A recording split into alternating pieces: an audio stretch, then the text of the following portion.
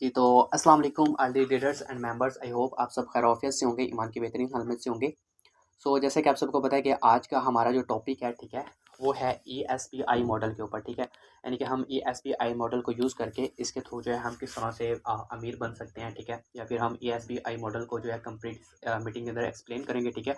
और साथ में मैं आप लोगों को कुछ हद तक जो है नेटवर्क मार्केटिंग के बारे में बताऊँगा, ठीक है। तो सबसे पहली चीज़ ये है कि देखें, जैसे कि आज की इस मीटिंग के अंदर आपको ईएसबीआई मॉडल के हवाले से बताया जाएगा, ठीक है। तो आप लोगों को कहना मैं चाहता हूँ कि देखें, आप लोग जो है आप लोगों के पास जो है फाइनेंशियली तौर पर भी एजुकेशन होना बहुत ज़्यादा इंपॉर्टेंट है, ठीक है।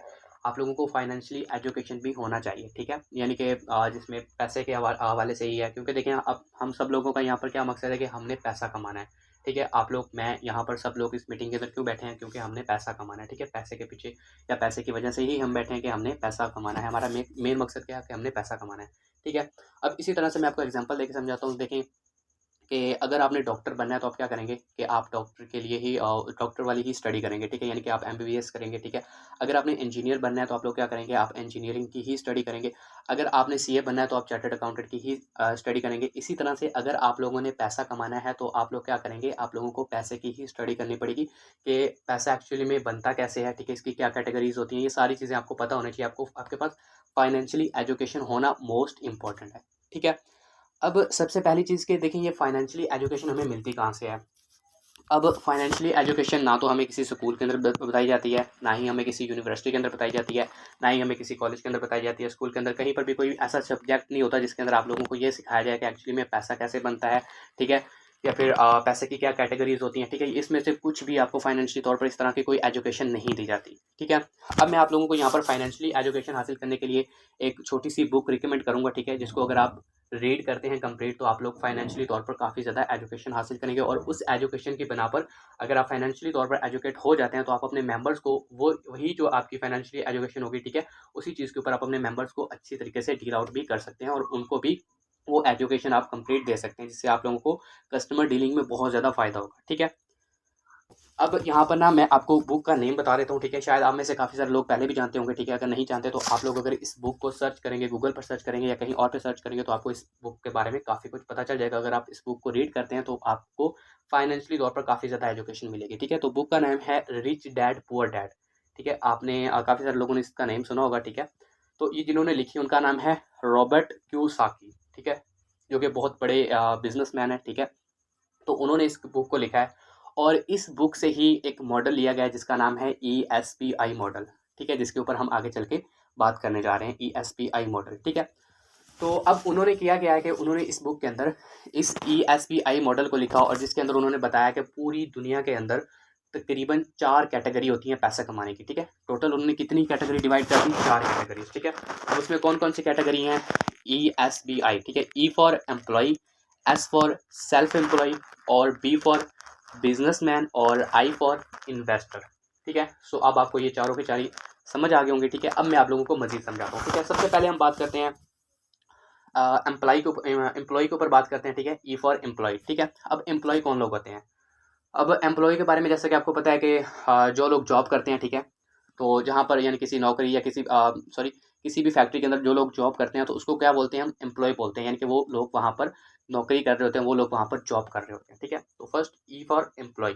अब ये लोग क्या करते हैं? ये भी पैसा कमा रहे होते हैं, ठीक है, लेकिन ये दो चीज़ों के ऊपर पैसा कमा रहे होते हैं। तो दो चीज़ें इंपॉर्टेंट होती हैं, ठीक है। नंबर वन, इनको इनकी स्किल का पैसा मिल रहा होता है और साथ में इनको टाइम का पैसा मिल रहा होता है, ठीक है। अगर इनके पास एक अच्छी हाई लेवल की स्किल है तो ये ज़्यादा पैसा कमाएंगे, इनको कोई अच्छी जॉब मिल जाएगी, ठीक है। और अगर इनके पास कोई अच्छी स्किल नहीं है, ठीक है, तो फिर इनको कम सैलरी वाली जॉब मिल जाएगी जिसमें 15,000 20,000 या यही कोई 25-30,000 रुपये तक की सैलरी मिल जाएगी इनको, ठीक है। लेकिन इनके पास अगर चाहे जितनी भी बड़ी स्किल हो ना, ठीक है, इनको पैसा सिर्फ जो है पैसा उसके बाद भी मिलेगा तो इनको इनके टाइम का पैसा मिलेगा, ठीक है। चाहे जितनी भी बड़ी स्किल है, अगर ये टाइम देंगे तो इनको पैसा आएगा, जिसको बोलते हैं एम्प्लॉय, ठीक है। यानी कि जहाँ पर वो जॉब कर रहे होते हैं। अगर वो अपना पार्ट टाइम देते हैं तो उनको पार्ट टाइम के हिसाब से पैसा मिलेगा, अगर वो फुल टाइम देते हैं तो उनको फुल टाइम के हिसाब से पैसा मिलेगा, और अगर वो एक्स्ट्रा टाइम देते हैं यानी कि वो अगर ऊपर जो है 16 घंटे लगा लेते हैं, ठीक है, तो उनको उस टाइम का पैसा मिलेगा, ठीक है। ये सबसे पहली कैटेगरी कौन सी है? ई फॉर एम्प्लॉय, ठीक है। उसके बाद हम यहाँ पर सेकंड कैटेगरी की बात करते हैं जिसको बोलते हैं सेल्फ एम्प्लॉय, ठीक है। अब ये सेल्फ एम्प्लॉय क्या होता है, ठीक है। सेल्फ एम्प्लॉय बेसिकली खुद कंफ्यूज होते हैं कि उनको नहीं पता होता कि वो क्या कर रहे होते हैं, ठीक है। एक्चुअली में वो लग तो ऐसे ही रहा होता है कि वो बिजनेस कर रहे होते हैं, बट वो एक्चुअली में बिजनेस नहीं होता, ठीक है। जो सेल्फ एम्प्लॉय होते हैं, एग्जाम्पल के तौर पर मैं आपको बताता हूँ, जैसे कि आपके गली मोहल्ले में या आपके भी जहाँ पर आप रहते हैं, ठीक है, वहाँ पर आसपास आपने देखा होगा बहुत सारी शॉप्स होती हैं, परचून की दुकान होती होगी, ठीक है, कपड़ों की दुकान होती होगी, ठीक है, या फिर वैसे और जो चीज़ों की मतलब कि दुकान वगैरह होती है, ठीक है। वो दुकान होती है, वो बिजनेस नहीं होता, ठीक है। लेकिन उनको यही लग रहा होता है, अगर आप उनसे पूछे कि भाई आप क्या करते हैं, ठीक है, वो आपको ये कहेंगे कि भाई हमारा खुद का बिजनेस है, हम खुद का कारोबार कर रहे हैं, ठीक है। लेकिन वो बिजनेस नहीं कर रहे होते, वो भी सेल्फ एम्प्लॉय होते हैं, जो कि एक जॉब की ही शक्ल होती है, ठीक है। अब उसमें क्या होता है, उसमें भी देखें क्या सेम सेम वही जॉब वाला ही चीज़ है कि अगर वो सेल्फ एम्प्लॉय जो लोग हैं, ठीक है, जो कि अपनी खुद की उन्होंने दुकान किराना बनाया हुआ है, ठीक है, किराने की दुकान बनाई हुई है, अगर वो उस शॉप पे आएंगे, वो अपनी दुकान ओपन करेंगे तो उनको पैसा आएगा, अदरवाइज उनको पैसा नहीं आएगा। जिस दिन वो अपना शटर ऑन करेंगे उनको पैसा आएगा, जिस दिन वो अपना शटर नीचे कर देंगे तो उनके पैसे का, उनके अर्निंग का भी शटर बंद हो जाएगा, ठीक है। सो अब हम बात कर रहे थे सेकंड कैटेगरी कौन सी, सेल्फ एम्प्लॉय, यानी कि जिन लोगों की अपनी कोई दुकान वगैरह होती है, ठीक है। तो उसमें उनको लग तो यही रहा होता है कि हम अपना बिजनेस कर रहे हैं, बट वो एक्चुअल में बिजनेस नहीं कर रहे, तो वहाँ पर भी उनको उनके टाइम का पैसा मिलता है। अगर वो टाइम देंगे, टाइम पे वो अपनी शॉप ओपन करेंगे, ठीक है, जिस दिन वो शॉप पे नहीं जाएंगे, जिस दिन वो अपनी शॉप को बंद कर देंगे, शटर बंद करेंगे, उनको उस दिन पैसा भी नहीं आएगा, ठीक है। सो अब सेकंड कैटेगरी कौन सी थी यहाँ पर, सेल्फ एम्प्लॉय, ठीक है। अब हम बात करते हैं बी कैटेगरी के ऊपर, ठीक है, यानी कि बिजनेस कैटेगरी, ठीक है। अब यहाँ पर क्या होता है, बिजनेस के अंदर क्या होता है कि यहाँ पर आप अगर टाइम नहीं भी देते तो आपको पैसा आ रहा होता है, that is an actual business, ठीक है। यानी कि बी कैटेगरी, एग्जाम्पल के तौर पर जैसे कि मार्क जकरबर्ग है, ठीक है, आप उनको जानते होंगे, फेसबुक के ऑनर है, ठीक है। उन्होंने क्या किया, उन्होंने एक सिस्टम क्रिएट किया, ठीक है, यानी उन्होंने एक फेसबुक बनाई, ठीक है। अब फेसबुक बनाने के बाद वहाँ पर लोग काम कर रहे हैं, लोग फेसबुक यूज़ कर रहे हैं, लेकिन उनको पैसा आ रहा है बिना कोई काम किए भी, ठीक है। ये होता है बिजनेस, जहाँ पर आप लोग अपना बिजनेस, बेसिकली ये नहीं होता कि भाई आप उसमें काम करेंगे तो पैसा आएगा, काम कर नहीं करेंगे तो आपको पैसा नहीं आएगा। बिजनेस के अंदर आप अपना एक ऐसा सिस्टम क्रिएट कर देते हैं, अपना एक ऐसा सिस्टम खड़ा कर देते हैं कि जहाँ पर आप काम ना भी कर रहे हो, आप वर्क ना भी काम हो, ठीक है, आप उसमें इन्वॉल्व ना भी हों, ठीक है, तो आपको फिर भी पैसा आ रहा होता है। अब जैसे कि मार्क ज़करबर्ग है, ठीक है, अगर वो 1 दिन, 2 दिन, 1 हफ्ता, 2 हफ्ते ऑफिस नहीं जाते तो क्या उनका पैसा रुकेगा? कभी भी नहीं रुकेगा, उनको फिर भी पैसा आ रहा होगा, ठीक है। तो ये होता है बिजनेस। उसके बाद यहाँ पर अगर हम नेक्स्ट कैटेगरी की बात करें, आई कैटेगरी, जिसके ऊपर आपको सबको पता चलेगा होगा, इन्वेस्टर कैटेगरी, यानी कि जहाँ पर आप पैसा इन्वेस्ट करेंगे, पैसे के बदले में आपको पैसा मिलेगा। जहाँ पर आप पैसा, जितना ज़्यादा आपके पास होगा, जितना ज़्यादा आप पैसा इन्वेस्ट करेंगे, आपको पैसा आता रहेगा, जिसमें इन्वेस्टर कैटेगरी आती है, ठीक है। अब यहाँ पर आपको ये 4 कैटेगरी पता चल गई होंगी, ठीक है, एम्प्लॉय, सेल्फ एम्प्लॉय, बिजनेस और इन्वेस्टर, ठीक है। अब यहाँ पर आप लोग आगे हैरानगी की बात सुने कि पूरी दुनिया के अंदर ना, ठीक है, पूरी दुनिया के अंदर जस्ट ओनली ऑन जो है तकरीबन 5% लोग ऐसे होते हैं जो कि बी और आई कैटेगरी में होते हैं, ठीक है। यानी कि बाकी के जो बचे 95% लोग होते हैं ई और एस कैटेगरी के अंदर, यानी कि एम्प्लॉय एंड सेल्फ एम्प्लॉय लोग जो होते हैं वो 95% पूरी दुनिया के अंदर लोग होते हैं, ठीक है। और जस्ट ओनली ऑन 5% लोग ऐसे होते हैं जो कि बी और आई कैटेगरी में होते हैं, बिजनेस और इन्वेस्टर कैटेगरी में, ठीक है। अब इससे भी ज़्यादा हैरानगी की बात क्या है कि वो जो 95% लोग हैं जो कि ई और एस कैटेगरी के अंदर हैं, वो जस्ट ओनली ऑन 5% पैसा कमा रहे होते हैं, ठीक है। कितने परसेंट? सिर्फ और सिर्फ 5% पैसा कमा रहे होते हैं। लेकिन वो जो 5% बी और आई कैटेगरी के लोग हैं, वो 95% पैसा कमा रहे होते हैं। अब आप लोगों ने ये डिसाइड करना है कि आप लोगों ने इसमें से किस कैटेगरी के अंदर आना है, ठीक है। अब अगर मैं आप लोगों से पूछता हूँ, किसी से भी, आप में से किसी भी पर्सन से क्वेश्चन पूछता हूँ कि आप ई और एस कैटेगरी में आना चाहेंगे या आप बी और आई कैटेगरी में आना चाहेंगे, आप में से सब लोग कहेंगे नहीं, हम तो बी और आई कैटेगरी में ही आना चाहेंगे जहाँ पर पैसा ज़्यादा है, ठीक है। अब हम बात करते हैं बी और आई कैटेगरी के ऊपर, ठीक है। ई और एस कैटेगरी का आपको पहले पता चल गया, बी और आई का भी पता चल गया, लेकिन अब हमने इसमें से चूज़ किसको करना है, ठीक है।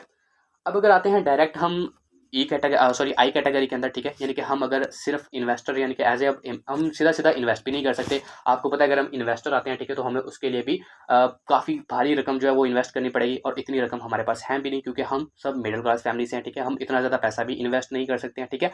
तो अब अगर हम इन्वेस्टर भी नहीं है, यानी कितना ज़्यादा पैसा, क्योंकि देखिए अगर हम कहीं से उधार भी लेते हैं, ठीक है, तो क्या आपको लगता है क्योंकि आपको इतना उधार देगा, अगर आप कहते हैं कि आप उसको कहते हैं कि भाई आप मुझे 10 लाख दे या 20 लाख दे, मैं आपको इसका 40 लाख 50 लाख करके दे दूंगा, ठीक है, तो ये चीज़ भी पॉसिबल नहीं होती, ठीक है। तो सीधा हम इन्वेस्टर कैटेगरी में भी नहीं घुस सकते, ठीक है।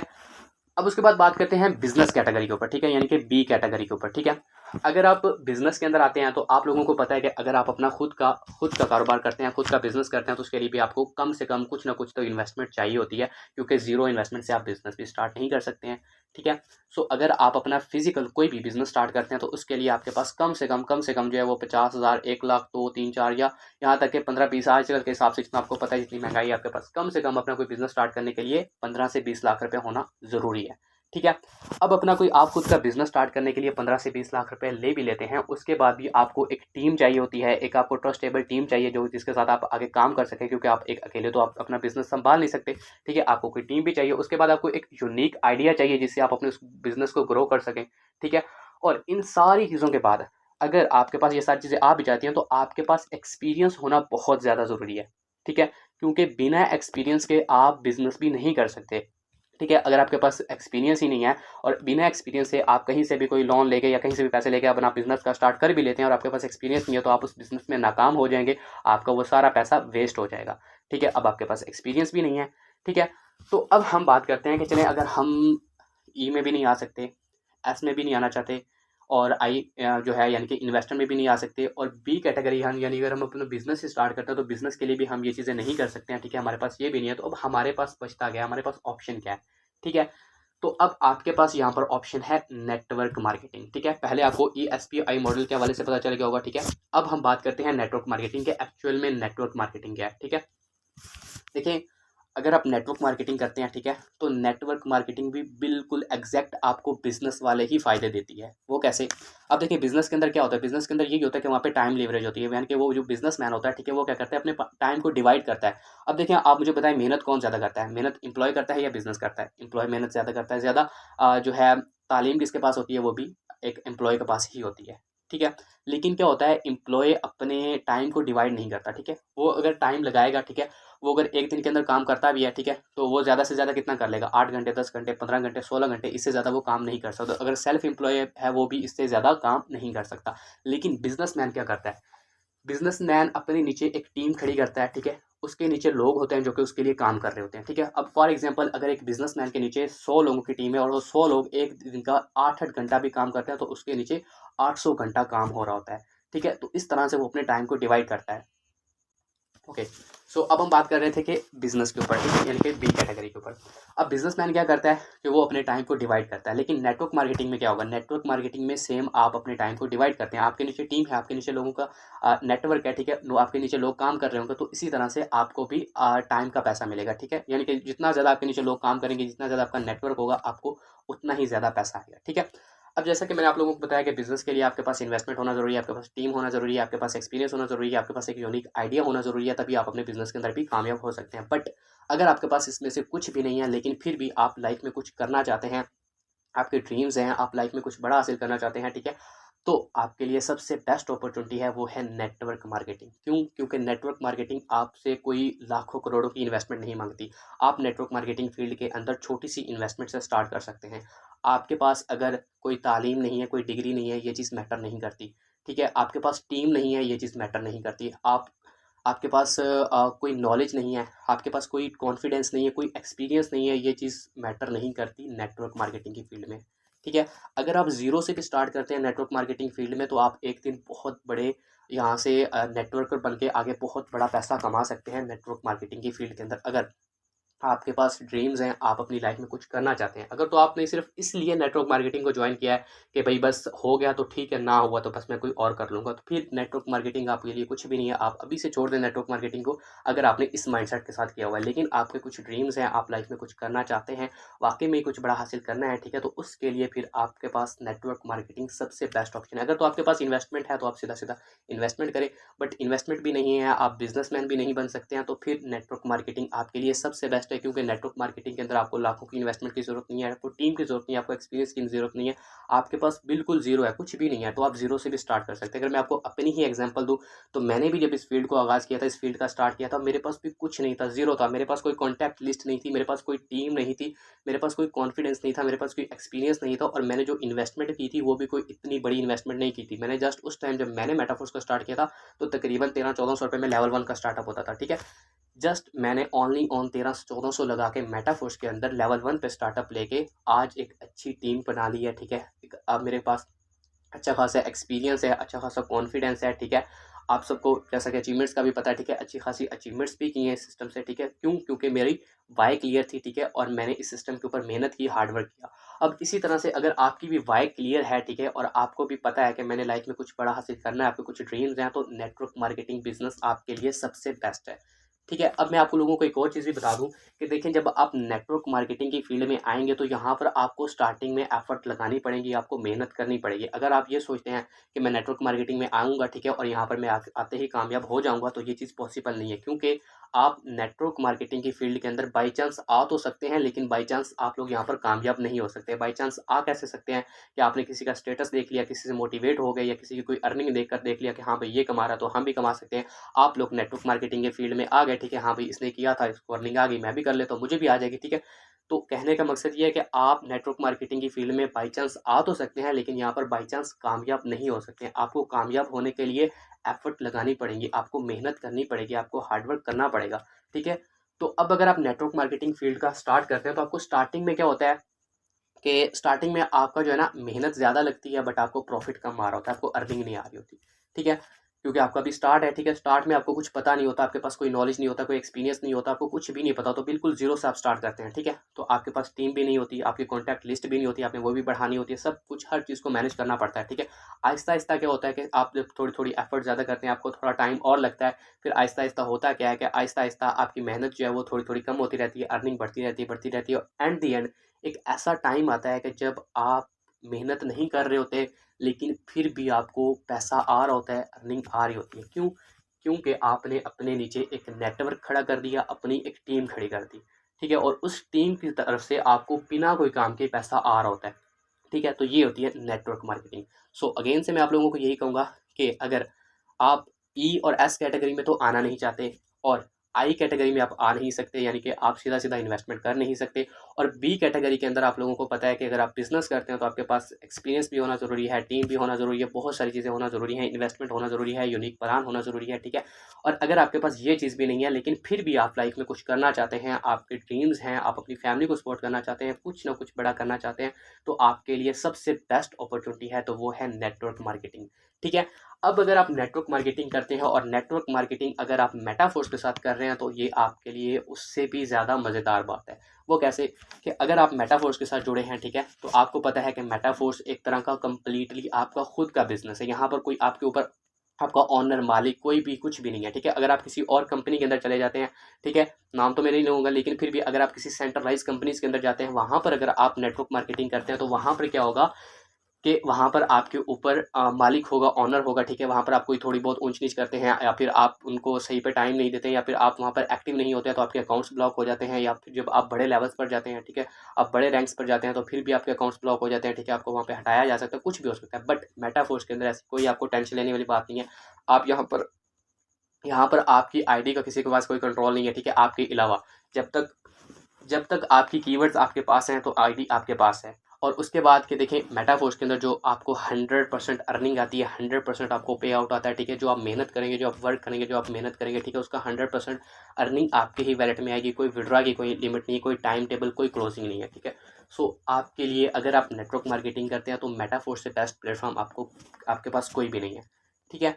सो अगेन से कि अगर आपके पास कोई भी और अपॉर्चुनिटी नहीं है, तो आपको फिर भी नेटवर्क मार्केटिंग लाजमी करनी चाहिए, ठीक हो गया। सो आज की मीटिंग हमारी कोई इतनी ज़्यादा लंबी नहीं थी, जस्ट आपको ESPI मॉडल के हवाले से बताना था, ठीक है, एंड नेटवर्क मार्केटिंग की इंपॉर्टेंस बतानी थी, ठीक है। और इंशाल्लाह जो हमारी नेक्स्ट मीटिंग होगी, ठीक है, उसके अंदर आप लोगों को जो है मज़ीद ये बता दिया जाएगा कि हमें नेटवर्क मार्केटिंग ही क्यों करनी चाहिए। अभी तो मैंने कुछ हद तक आपको बता दिया, लेकिन नेक्स्ट इंशाल्लाह आपको मज़ीद भी गाइड किया जाएगा कि हमें नेटवर्क मार्केटिंग ही क्यों करनी चाहिए, और नेटवर्क मार्केटिंग के स्टेजेस क्या होते हैं, ठीक है, और नेटवर्क मार्केटिंग में कामयाब कैसे हुआ जाता है, ये सारी चीज़ें इंशाल्लाह आप लोगों को नेक्स्ट मीटिंग में बता दिया जाएगा, ठीक है। सो आज की मीटिंग हमारी यहीं तक थी।